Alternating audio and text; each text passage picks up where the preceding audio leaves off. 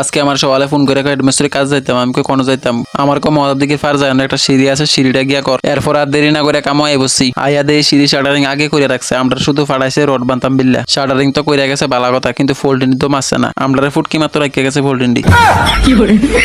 কি আর করার, মারণ তো লাগবো আমরারই। আর লালু তাড়াতাড়ি করে ফোল্ডিংটি মারতে আছে, কামের বুঝতে দেওয়ান লাগবো, না দিলে আবার নারাঙ্গি আলাপ করবো। আর আমরা উপরে কাজ করতেছি, মালিকে ডাক দিয়া কছে আগাইয়া যা। আর খানার কথা শুনে এডিয়ার দেরি করছে না, হালাই হলাই নাই মেয়ে দিয়ে আইয়া কি বলা লাগাইছে। পেট খারাপি জিমনে খানা দিছে, জনকে জিমনও খাইছে না।